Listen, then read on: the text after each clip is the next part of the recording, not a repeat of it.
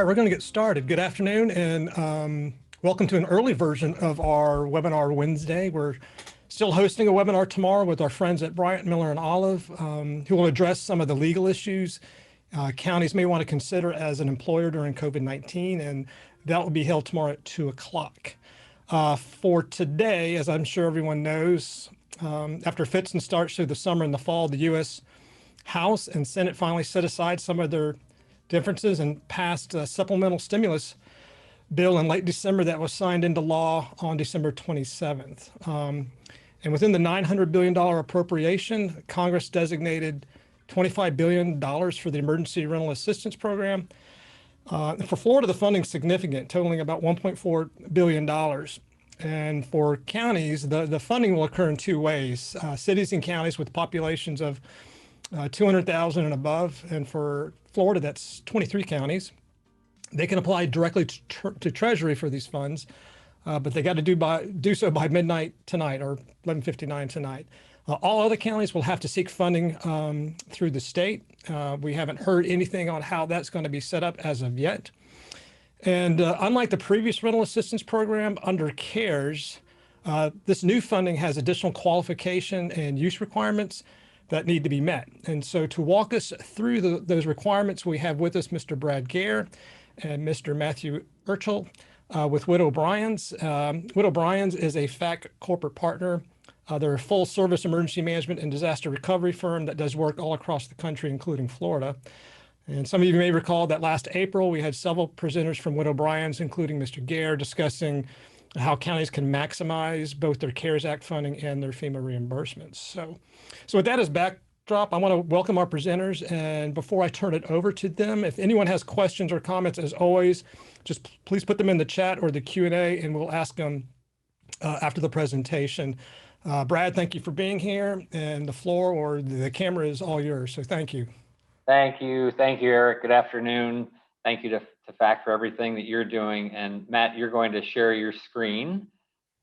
So as we get started, yes, we do a lot of work in Florida. In fact, our parent corporation, Secor, is based in Florida, in Fort Lauderdale. So we've got a strong tie to the state.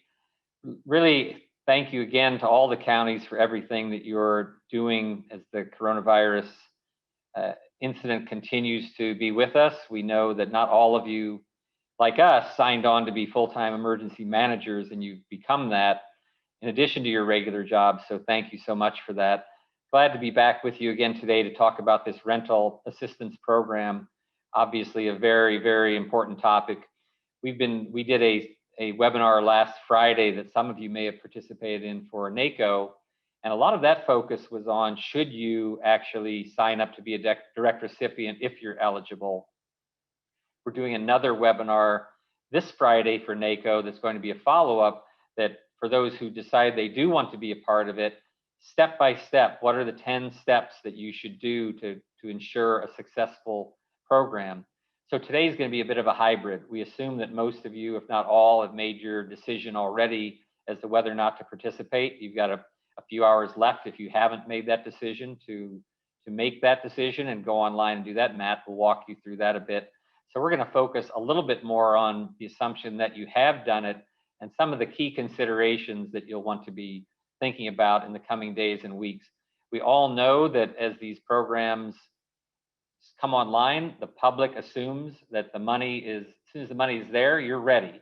And Congress told the federal government, get the money out in 30 days. That's why your deadline is today, because in order to get the money in that 30-day period, which is before the end of the month, they need to know now. So as soon as you get that money, you know you'll be getting the pressure from the public. We've got a lot of people out there struggling with paying their rents and their utilities and struggling to avoid homelessness. So we want to do whatever we can to help support you in getting that done. So that'll be the focus of our presentation today. Next slide, please, Matt. We are your presenters. Brad Gare, principal of Witt O'Brien's. I think you may recall from our last presentation, I've got more than 25 years of experience in government and consulting. Started out in county government in rural Arizona, so I understand county issues. Worked for a long time for FEMA. I led the recovery from the World Trade Center disaster and Hurricane Katrina. and also for New York City, working for the mayor's office, led the recovery from Hurricane Sandy.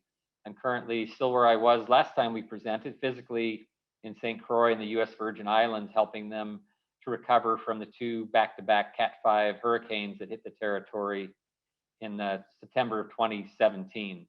With me on the phone today is Matt Urchel. Matt has really grown into an incredible position this past year. When we started out the COVID-19 response, we asked Matt to lead what was then a very small practice area, providing consulting services. And Matt has proven now to be a national thought leader in all things having to do with coronavirus. Certainly has deep experience, more than a decade of experience in federal programs, especially on the housing side, which is going to be very timely here. And Matt will do a good bit of the presentation today. So happy to be with you. Next slide, please, Matt. We're going to talk about some of the basics today. And the first thing I just want to tell you is that emergency rental assistance, if you didn't already run a program like this with coronavirus relief funds, if you were a direct recipient or subrecipient, can be a very challenging program. The federal government actually used to have one. When I was with FEMA, we had a mortgage and rental assistance program. It had only been used a couple of times in the Fresno fruit freeze in the mid-90s, and then for the World Trade Center disaster. And the program was really a good idea. It was most FEMA programs are designed for people to get assistance if their homes were damaged on the individual side or family side. And this one was really for ones who didn't have any physical damage, but had economic impacts that made it hard to pay their rent or mortgage. We did about $180 million of that in the World Trade Center disaster. Unfortunately, that program sunset after the World Trade Center disaster and hasn't been renewed. There's been a lot of talk about redoing it over the years, but it hasn't happened. So that's why we find ourselves where we are today. And frankly, I think it would be much easier on the counties from an administrative perspective if we had that federal option. Of course, the ability to do it locally gives you a lot of flexibility and control to best serve your constituents. So we're going to jump right in, cover for you some of the basics. What's the program all about? How do you get the funds? How much do you get in funding? And then what should you be doing right now to start thinking about setting up the program? Having done so many of these different kinds of programs ad hoc after disasters in the past, and if you have too, you'll know that the decisions you make in the first 2 weeks will either live with you and buoy you or haunt you for the rest of the program. So we want to do everything we can do to help you get that right and avoid making any critical mistakes. So next slide, please, Matt, and I will pass it to you. Thank you, Brad, and welcome all of my fellow Floridians. I am actually in Florida and reside here. So very happy to help out the Florida Association of Counties in development of your programs. As Brad mentioned, this is going to be a bit of a hybrid. We've already talked quite a bit at the NACO webinar about weighing that decision if you should become a direct recipient or not. We'll touch on a couple of the community assessment basics, but overall, for those that maybe are coming into this without the foundation of understanding exactly what this program is, I'm going to spend just a short amount of time hitting the very, very elementary basics of the program. The crux of the program is that they're going to utilize the exact same methodology or similar methodology that they use to distribute funds directly to local jurisdictions in the CARES Act. Now, that program was actually the Coronavirus Relief Fund. This is specifically targeted for rental assistance and other housing needs. It is a $25 billion pot. It is large. The calculation methodology is largely based on population proportionality.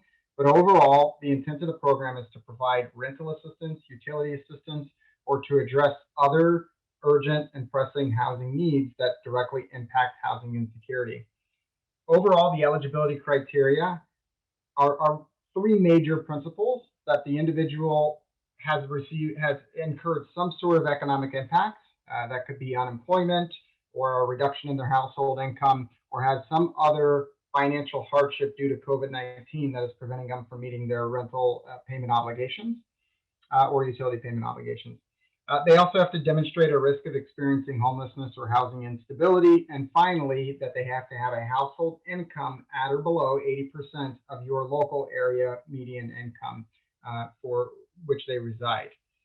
So with those three key eligibility criteria in mind, we'll talk a little bit about how that funding distribution actually is structured, and specifically for the state of Florida. As you heard mentioned, the state of Florida is receiving a rather large allocation, and there are many jurisdictions within the state that are entitled to a direct allocation of funds from the Treasury. We have this graphic up here. This presentation will be distributed to everybody on this call. These are some estimates based on the Florida's numbers, so obviously the final numbers may vary quite a bit. I would say less than 1%, so not significant, but this could be a good primer for you to understand exactly how much funding you're likely to receive. As you see here, there are a number of jurisdictions that were not direct recipients of the Coronavirus Relief Fund, but are potentially direct recipients of this funding. So those jurisdictions of 200,000 or greater. As Brad mentioned, this allows you an enormous amount of flexibility in how you structure program within the foundational requirements that the Treasury sets. But you can actually create a program that caters directly to the residents and impacts within your communities. However, you do have to opt in for the funds, and that deadline is tonight. So you have to get that form in today by midnight or 11:59. Again, this presentation will be distributed to everybody in the group. We have some links up here. You can certainly Google the Treasury Rental Assistance Program and get to this link. The grantee award terms will be pre-populated based on the information that you submit for your jurisdiction. And then you will actually need to submit a signed version as well. As Brad mentioned, since the legislation was passed on December 27th, and the legislation requires that the funds be distributed to states and local governments within 30 days of bill enactment, the projected disbursement date is before the end of the month. So if you opt in today, you are certainly going to expect some funds in your account before the end of the month. With that said, we're now going to transition into what you should be doing now. So many of you have already made the jurisdictional decision to opt in for the funding, and you're starting to look at working groups, standing up working groups to actually structure your programs. And so I'm going to touch on a couple of key components here about what you can do to get ahead of the program design. So building that informational foundation to make informed decisions and pull the right stakeholders in. The first step is assessing your local community needs. Now, when we look at exactly how you can utilize funds, it indicates in the legislation that 90% of the funding must be utilized for rental, utility assistance, and other housing needs, and that priority should be given to applicants whose income is less than 50% of the AMI and that have been unemployed for the past 90 days. The remaining 10% may be used for housing stability services and overall grant administration. Those housing stability services could include perhaps transitional sheltering or other types of immediate needs related to housing security. So understanding that you have to spend this money on rental assistance, utility assistance, and you likely already have set up a coronavirus relief fund to address these needs, you also need to understand what this likely priority population within your community looks like. And you can look at some of the ACS data to be able to get an understanding of your renter-occupied household. So I've put some ACS tables up here, and I've put a direct link so that you can actually Google this information and pull down the table for your local jurisdiction. And when you pull it down, you'll notice that it has a lot of really useful information in regards to renter-occupied households, income, percentage of rent that rent represents of an individual's income. And then when you pair that with local unemployment data, you can really start to paint a picture of exactly what your likely universe is going to be of potentially eligible applicants. And I'm going to use a quick frame of reference here. This is Pasco County. So when we actually look at their universe of renter-occupied households, it's 53,471. Now, when we look at the income range within the renter-occupied, we actually see that almost 64% of renter-occupied housing in the county is at or below 80% of the AMI. That's 42,910 households. When we look further into the data and we establish that the average monthly cost is $1,077, we can also see that the vast majority of the population is right in that 1,000 to 1,500 range. So 40% of the renter-occupied units fall right into that range. That starts to paint a real clear picture of what your average rent need is going to be. And then when we move down to this last table here, we can also see within each of these income designations how much the rent represents of the total income for that renter-occupied household. And from that, we can take it a step further and establish those 80, 50, and 30 by comparing it to some of the HUD area median income income designation tables. And what we see from this is that there is this very likely primary target of 9,230 households that are 30% or less of the AMI, which is in this area about 56,000 for a household of 4. And their rent represents 30% or more of their owner or of their income. So this would be individuals that very much, unfortunately, live paycheck to paycheck, and when they lose any sort of or experience any disruption in their income, it very well may directly impact housing stability for them. Taking that a step further, we can also look at some of the unemployment area for this. So from this allocation, we can see that they're expected to receive about 16.5 million. The peak unemployment for this jurisdiction occurred in April all the way through July. Started to stabilize, but you can still see that it is above average. So if we actually use the pre-COVID conditions as 2019 and then into February as kind of a baseline, the unemployed net impact population at its peak was 22,000 and then tapers off to about 15,000 by the end of July. However, it still is almost double pre-COVID conditions. So the impacted workforce that likely experienced some sort of disruption in ability to pay their rent or utilities was about 25,000. When we look at some of the other components with that average median rent, we can start to frame up what the impacted population proportionality is going to be and start to create some high-level budget estimates. And so on this very bottom chart here, I just actually have the average rent for this area, the months. So if you were to provide 3 months worth of assistance, 4 months worth of assistance, and 5 months, and then actually took a look at the most high-risk groups of 30% AMI at a 75% eligibility qualification, kind of what your budget's going to look like. So at 3 months with 2,900 applicants and 75% of them receiving assistance at 1,077 a month, you're going to get run through about half of your budget. At 3 months, you're going to run through all of your budget with that higher risk population group of 50% AMI. So these are some of the very preliminary analysis that you can create very easily from information that's available online to understand what your program might look like, how many applicants you might receive, because when we start to get into program design, the number of applicants likely is going to determine how streamlined of a program you need to actually create. And that is a really good segue to, now that I have this in hand, and I know that I'm expecting to receive anywhere between 2,500 applicants and 4,000 potential applicants, I need to understand who's best suited to actually manage this program within my jurisdiction, whether that be in-house capacity to build the scalable organization. And I think many jurisdictions that we've already had conversations with in Florida already have existing infrastructure related to their coronavirus relief fund rental assistance programs. So hopefully you're not in a position where you've already stood down those teams completely and can quickly pivot them to support this type of program.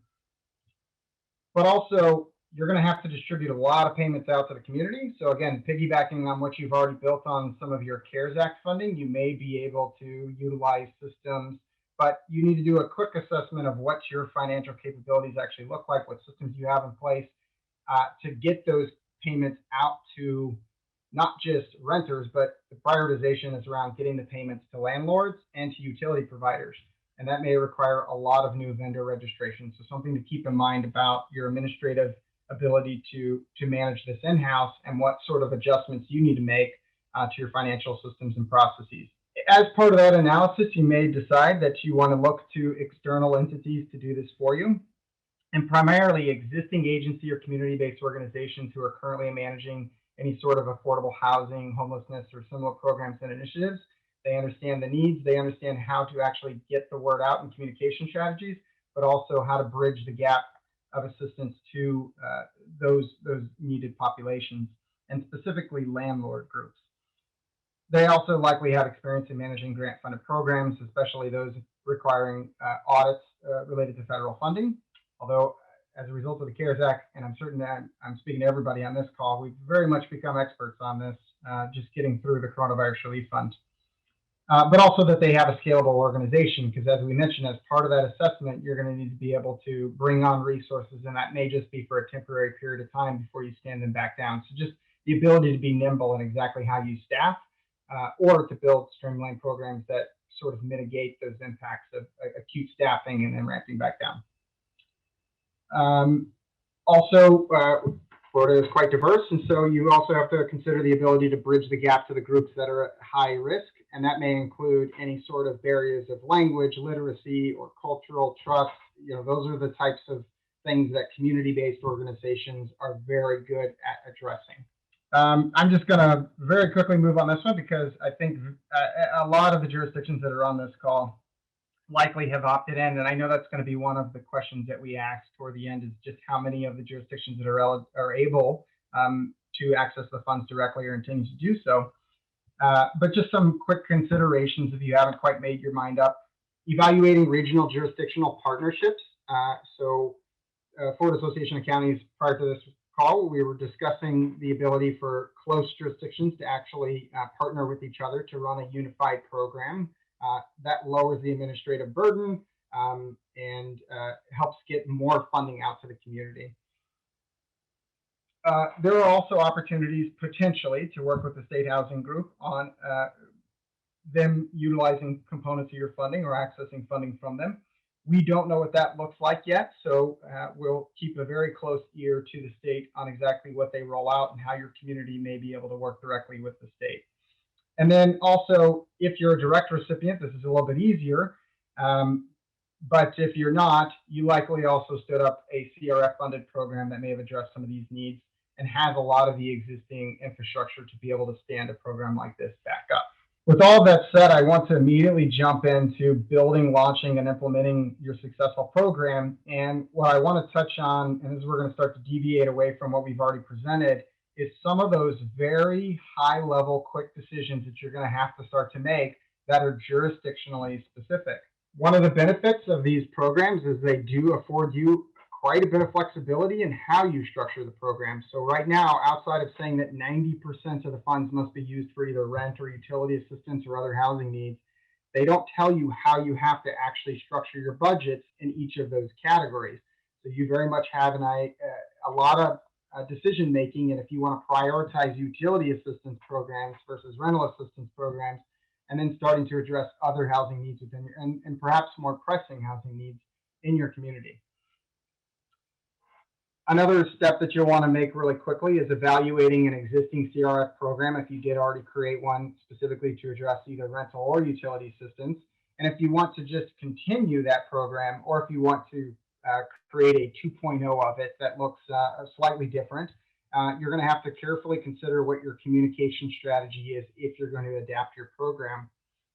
Another key decision, and this is where a lot of this assessment work is beneficial, is determining the months of assistance and the award caps that you want to provide. So obviously there is a requirement that you have to address arrearage before you can issue any prospective payments, so future payments.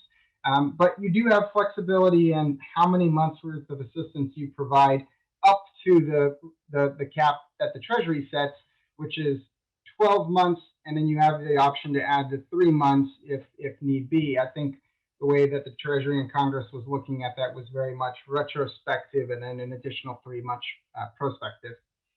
But also priorities. What are the priority groups in your areas that you can actually put some phasing around, whether that be income designation. So we'd already talked about 50% of the AMI has to be prioritized for unemployed individuals. The rest is up to you. You really get to determine how you want the rest of your prioritization to actually look like, and if there's some local considerations you want to take into account when developing your program. And then we touched on this with some of the community-based groups, but also working with some of the key landlord and low-income development groups for targeted partnerships. That really streamlines implementation of a program, if not just on the grant administration side, but they're likely to have existing infrastructure to manage many tenants at one time, and those are the tenants that are likely to be most at risk of housing insecurity. Taking a deeper dive into some of these local jurisdictional decisions, this is where you can understand how complex it can get very quickly. So, how do you define a residential dwelling when you're actually determining a rental assistance program? How do you define rent? Does that include a pad or a space if you've got, say, a fish camp or a boathouse or a mobile home, things that are all very present in Florida? And then, do you allow for rent to own and lease to own relationships, or does it just need to be a strict rental landlord type relationship? And then, how do you define utilities and home energy costs if you're going to do a rental or utility assistance program? Are they just limited to things like gas and electric and heating and oil and water and sewer? And then how do you actually define what it takes to create a safe and decent dwelling? So these are all very flexible options that you want to think about when you actually build your program. Another one is what those other housing costs are, and maybe not so specific locally, but in rural areas, and areas where it gets cold. I'll give you an example. Another housing cost that's not explicit utility costs might be acquisition of cords of wood to be able to actually burn fire inside the house to stay warm, right? So, but that's a necessary housing cost that's no different than paying your utility bill. So those are the types of considerations you'll have. Continuing in that theme, some additional questions here. If you use some of those local groups, if the landlord is a housing authority, which already does income qualification, will the housing authority be responsible for qualifying their tenants to be part of this program? Obviously, it's the same target population, the less than 50% AMI. And then one of the things that is going to be very complex about this is defining housing stability risks. So while the CDC's eviction moratorium prevents individuals from being evicted for being past due on their rent, if there is another component of their lease that they're in violation of, eviction may still proceed. So when you're receiving applications, getting certifications from a landlord that says, yep, my tenant is past due, if there are other issues associated with that landlord-tenant relationship that is going to result in that tenant being evicted, irregardless of the actual rent payments that they receive, that's something you may want to look at in designing your program. And maybe more specifically, will you require your landlords to sign an eviction waiver for the periods of rent that they're receiving the assistance, at least to try to alleviate that component? And then this is also another complexity of how are roommate situations addressed, right? So assuming that there's a lease, does it preclude or include the options for roommates who both pay the landlord separately? Can they both apply for assistance, or does it need to be a joint application?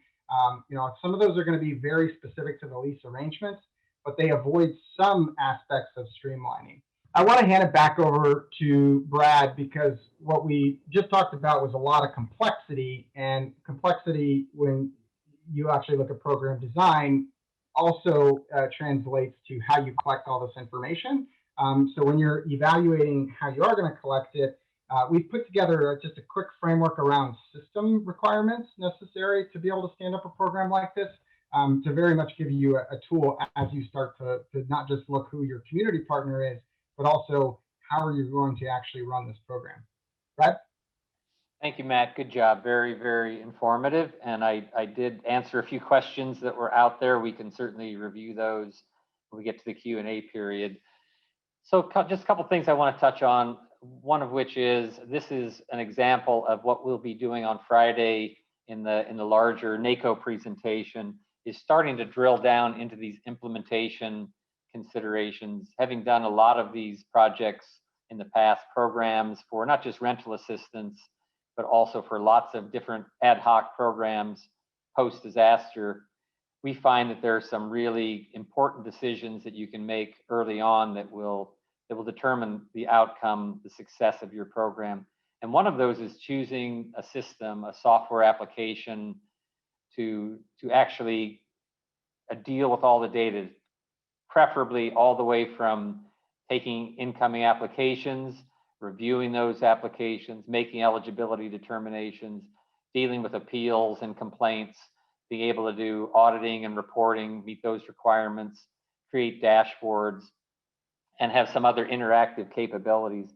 So what I've done here is give you a little bit of a preview on that one specific step of a successful program on how to choose a system. And what we've seen so far across the country in programs that were run using CRF dollars is that people chose either the best available sort of off-the-shelf system, things like FormStack or Salesforce, or maybe they just even tried to use Excel, or in some cases they were paper-based systems, which could be okay based on the size and complexity of your program. But I think one of the big issues that everyone is going to be wrestling with, unless you've gotten a really large allocation, is that 10% set aside that's the maximum for administrative expenses going to be enough to allow you to actually administer and run a good program?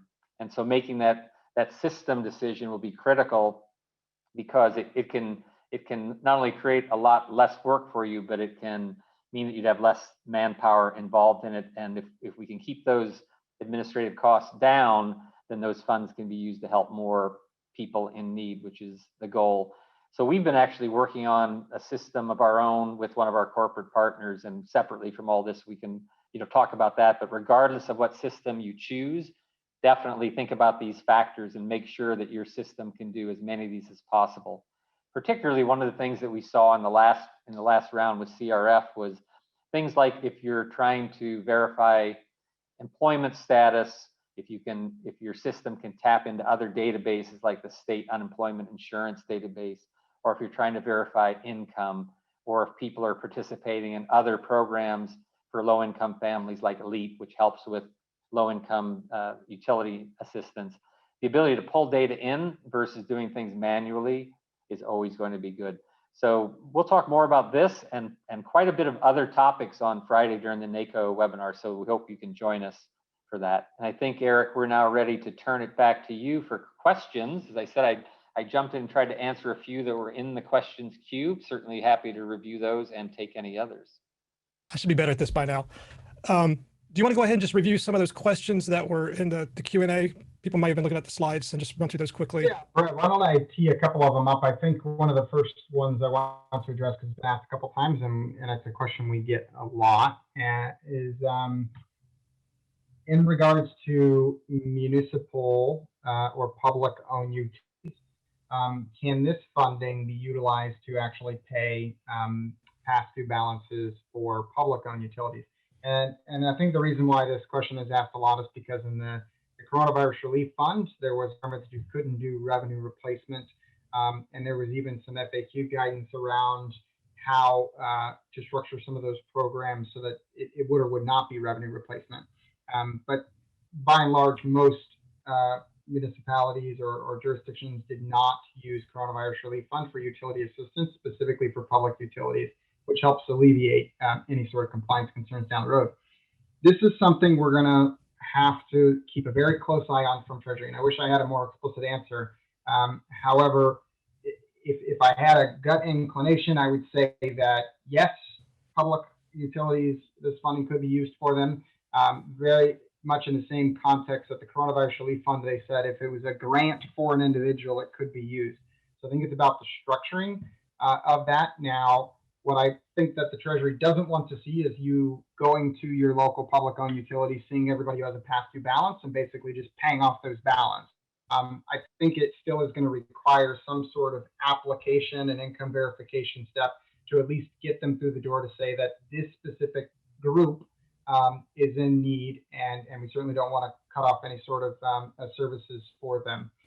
Again, these are directly related to housing, and so one aspect of public-owned utilities, even though I think it's certainly considered a utility, is even like garbage pickup service may actually not be something that is so directly related to housing, but certainly water service or wastewater service, those certainly speak to that, and are eligible in other federal programs for public utilities. So again, we'll keep a very close eye to the Treasury for some additional formal guidance on that. But I would say, at least my gut on this is saying that that's going to be okay. Brad? Thanks, Matt. Yeah, let's just run through some of the questions that were asked during the presentation. So one of the questions was, how long do people have to be unemployed for the last 90 days or lost their job 30 days ago and are still unemployed? There's really a lot of flexibility in how you design the program, is the answer that I gave. So we'll probably see that as long as they meet the basic income requirements, and you'll have some reasonable standard met of showing that the people have a financial impact that affects their ability to pay rent or utilities due to COVID-19, you should be okay, but there's no firm guidelines right now. Next question, I think we probably answered in the presentation, was what's the population threshold basically for counties to apply? So it would be over 200,000. And there was another question about what about if you're under 200,000? So every state got an allocation, minimum $200 million per state. So your states will all be running programs as well that your constituents can participate in if your county doesn't meet that threshold. Matt talked about the question for utilities being paid, so we'll not add any more to that one. Hope that's right on that, but I would urge a bit of conservatism until we're sure on that, because that's one that we just don't want to get wrapped around if we don't have to. When does the arrearage period begin? Again, we'll be looking for some Treasury guidance on that, but you have to pay the arrearage, and so we would anticipate that it would go perhaps as far back as spring of last year. Questions will come up of what if people already were in arrears even before COVID-19. We'll want to think about that as well, but I expect we'll get some definitive Treasury guidance on that one as well. Matt, we've got a question about move-in expenses to rehouse someone. So I guess this would be the case of someone who's already been evicted or lost their housing. Certainly love to hear your thoughts, but that may be something that could qualify under the other essential housing expenses. Yeah, absolutely. I think so, right? So that would definitely fall into another 10%. And I think that it would go to any sort of transitional. I would also bring up as another component of other 10% is, right now we still exist in an eviction moratorium, but that may not be the case. Some sort of support that you can provide to individuals to try to mitigate immediate loss of housing security is pro bono legal services. So working with community legal services to provide, ancillary support around, even if while we're in the eviction moratorium, if individuals are being evicted, what sort of legal recourse that they have. So those types of services could come out of that 10%. But certainly I think some of those moving expenses, if they're trying to actually move to a less expensive home, because that's what's necessary to prevent them from experiencing housing instability. Thanks, Matt. We've got a couple of questions also on income verification, unemployment verification, self-certification. I think that, what we would certainly recommend on verifications in general is that you try to leverage existing resources to the extent that may be possible. Obviously, if someone has filed for unemployment insurance and you can get that kind of information from the state, would be ideal. Also, just want to make sure that we emphasize that there's sort of two options that Matt mentioned for continuing assistance. One is if you qualify on the basis of your 2020 income, then you could well stay eligible. But if you're doing it based on sort of paycheck to paycheck or month to month, you'd have to recertify every 3 months. Matt, other thoughts on unemployment and income verification and what types of resources are available for that? Well, I think pretty quickly here, we're going to move towards the end of the year, and you're going to be able to tell exactly what your 2020 income was, whether that be from your employer for tax purposes or your tax return itself. So that income designation process for 2020 becomes quite a bit simpler the closer we get towards April, but especially on this side of the new year, hopefully within a few weeks, folks will be getting some documentation that will really paint that picture for them. So yes, use existing infrastructure. I don't think it has to be a full-blown Part 5 HUD income certification process, but I think that you have to set a reasonable standard and then follow it consistently for everyone. And where I think that they're maybe a little more flexible is on that how you specifically certify a month income, right? Because it's at the income on the month that you apply. So certainly, whether it be a letter from an employer or just their last couple paycheck stubs, a lot of these things start to conflict when you're also trying to demonstrate loss of revenue for an individual. So we'll look to guidance from the Treasury, but in the absence of it, you can definitely look at what programs that have already been built have utilized. Thanks, Matt. And we just got a question in chat while you were talking from Janine. And so yes, if you're using your 2020 income, then you don't have to continually recertify. But if it's more of a spot analysis or limited time period, or you're using your current pay because you've had a change situation more recently, then you'd probably have to be recertifying every 3 months. We've got another question about if the period is through December of 2021, how can you get 12 plus 3 months rent? So obviously we'll be able to go back into 2020 for some arrears and pick up some of that as well. So there will be options there, but we won't know that until we get a little bit more clarity on when that period starts. And Matt, just reemphasize what the importance is of the September 2021 deadline.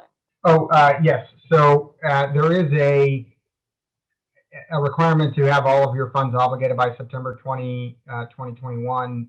And in the event that you don't or haven't expended all your funds by that timeline, any unused balances will actually be recouped by Treasury and then redistributed to other entities and jurisdictions that have already expended all of their funds. Now, they haven't actually ironed out exactly what that recoupment process looks like or what the reallocation process looks like. But yes, while the period is through December 2021, your timeline really is just through September. That's the point that you really want to have all this funds either obligated or expended. So obligated in the sense that you have made an award to an individual that serves some prospective payments, or you have utilized all funds against awards. Thanks, Matt. We're getting to the hard questions now. So one good question is, how many staff members should be dedicated to this program? Average number of staff per 100 customers or something like that.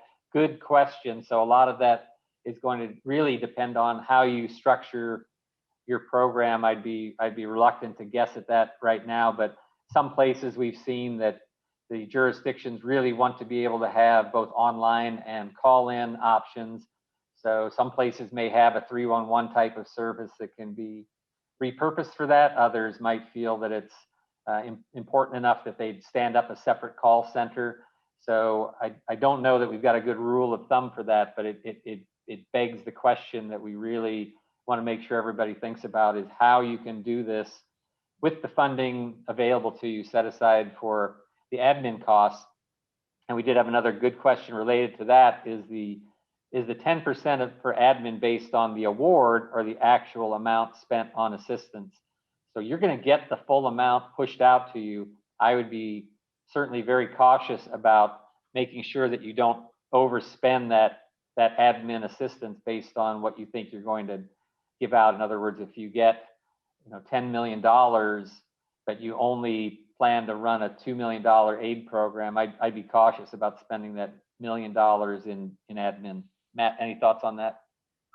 Certainly, and I think that's a balance point that jurisdictions are going to have to find in, how robust of a program do they want to make to ensure that they're getting that last mile of accessibility to potential applicants, or do they want to go some other routes where they can, let's say the two birds with one stone route of partnering with local organizations, jurisdictions, or even targeting specific landlord groups, putting out an RFP for landlord or landlord groups to actually be able to access a specific allocation of funds, and you kind of create a separate program within your program.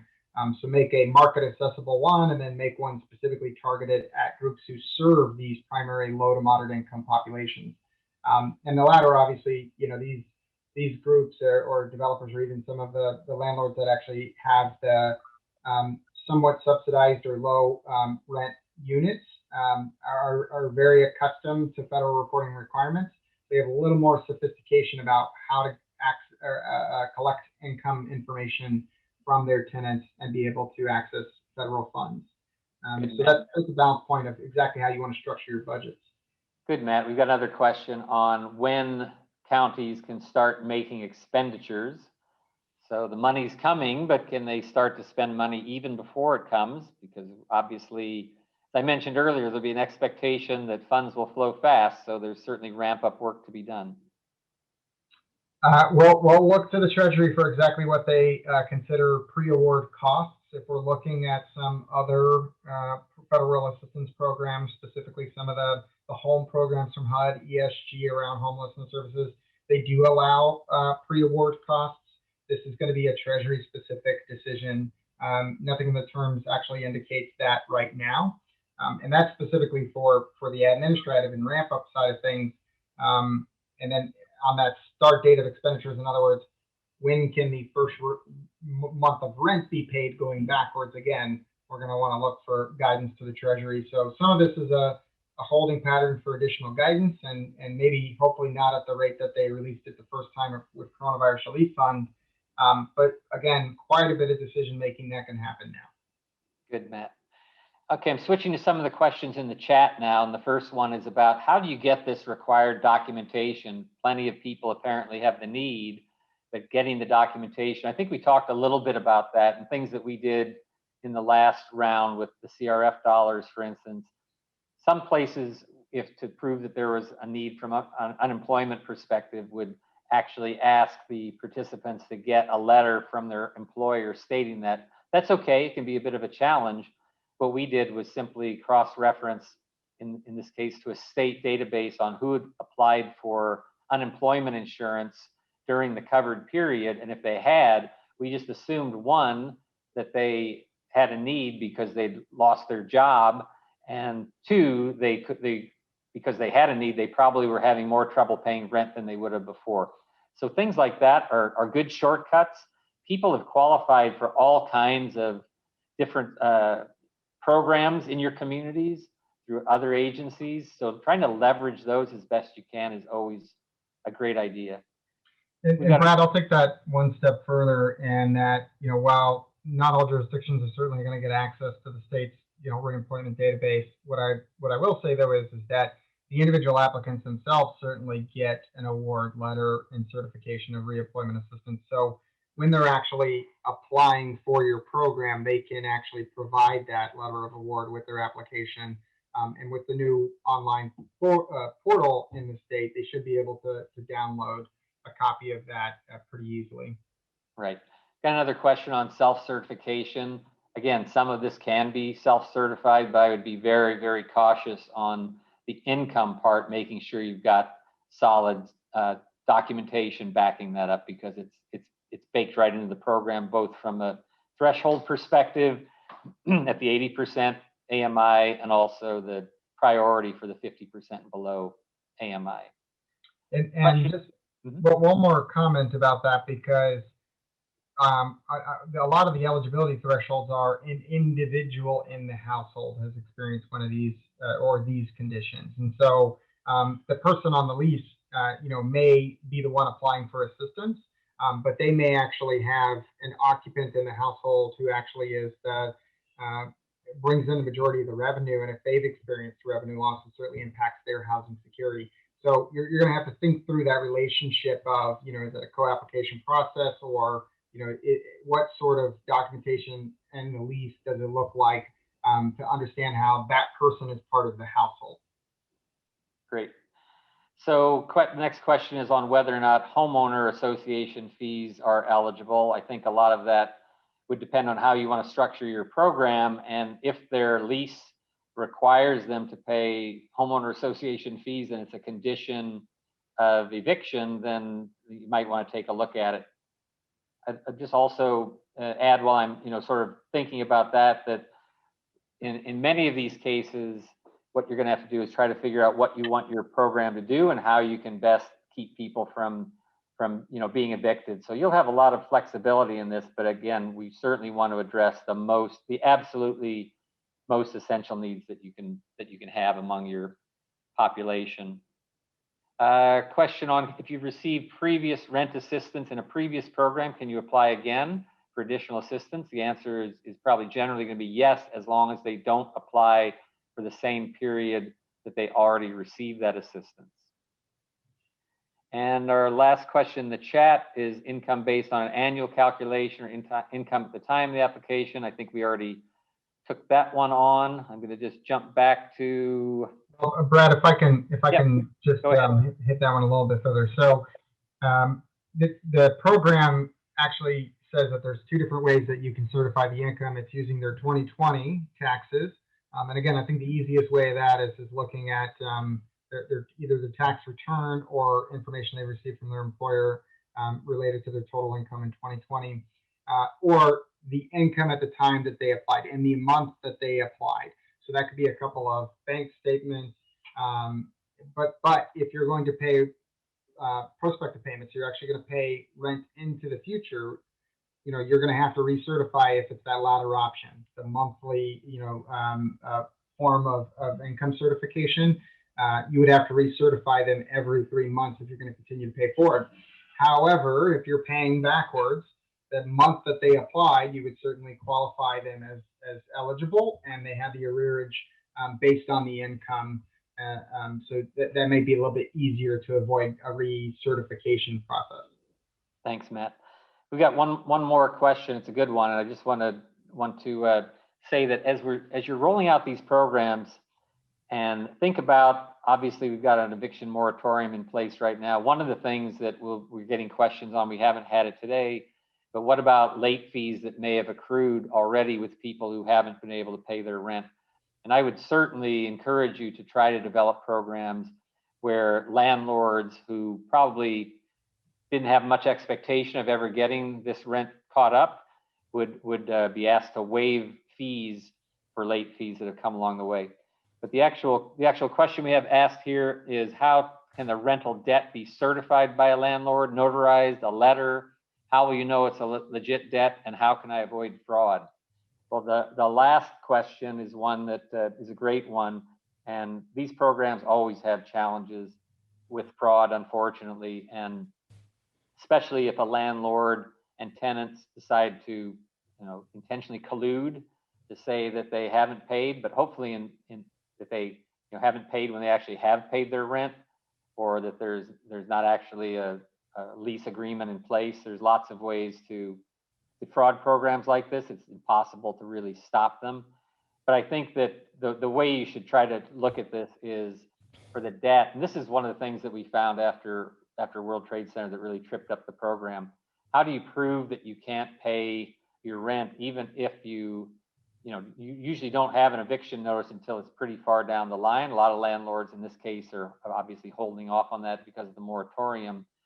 So I think that it's probably, if you can get at through income and impact on job, those are probably the cleanest ways, because those are the easiest to document. And then just make the leap from there that you can't pay your rent because you've lost income due to a change in employment due to COVID-19. But again, having the landlords and the tenants both sign off on this will help you from a fraud perspective, but don't handicap your program by waiting to have a bulletproof, fraud-proof program. I think that, Eric, we've reached the end of all of our questions, and we're just about at time, so I'm going to pass it back over to you. Yeah, I've got just a couple of quick questions, and we spoke about this you presented in April, and we were talking about the balance between the CARES Act and the FEMA funding, and certainly the question that was brought up was with the FEMA was the de-obligations or clawbacks years down the road. Can you look into your crystal ball and just I know everybody wants to comply as much as they can, do the best they can, but there's so much money being dumped out into the local governments that compliance is important. But what is your sense for how in the world is the federal government going to ensure that, everyone's complied with the expenditure of these funds when we're probably going to see another $1 trillion stimulus in the next couple of months? Great question, Eric. I'll just take the first stab at it. Let Matt elaborate on that a bit. But frankly, if you try to figure out exactly how to structure a program so that you'll be either fraud proof or audit proof, it's going to be a challenge. So there are certain things that you want to do to make sure that you don't set yourselves up for that with a red flag.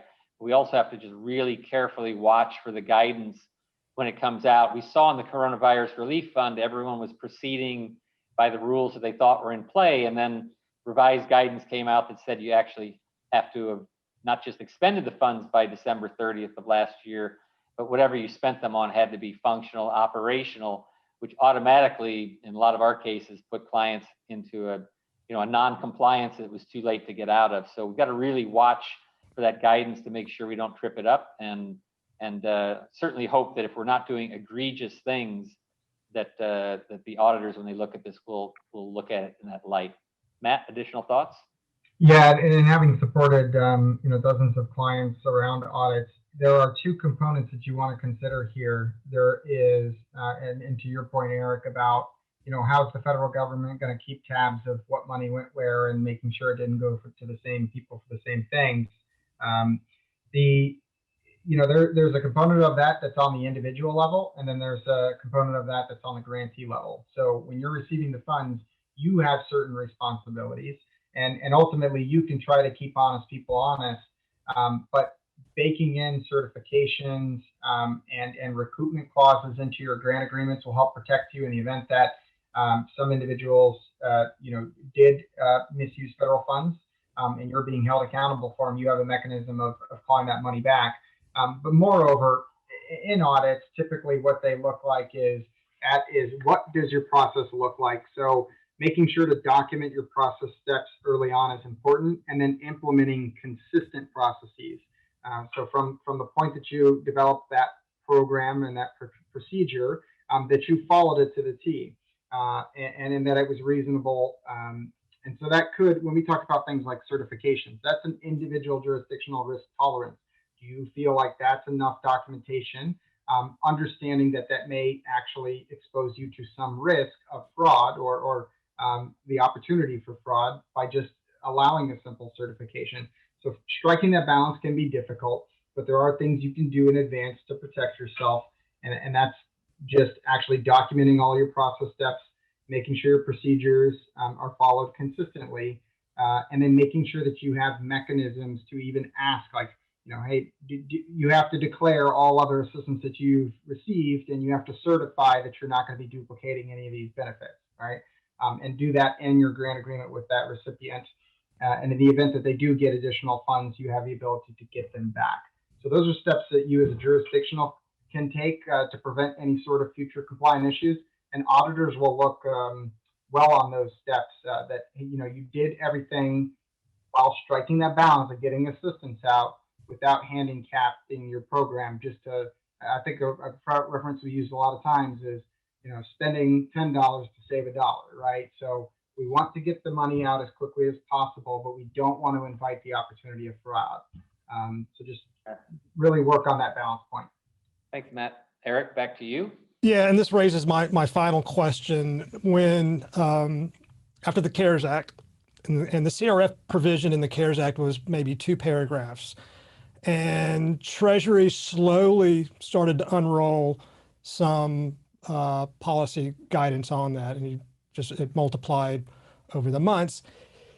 Do you have any sense whether or not that process can be influenced? And certainly they changed their guidance at one point on personnel costs, but is there any ability for states, for our national organizations to try to influence how that policy guidance might look as they begin to sort of unroll this stuff over the next several months?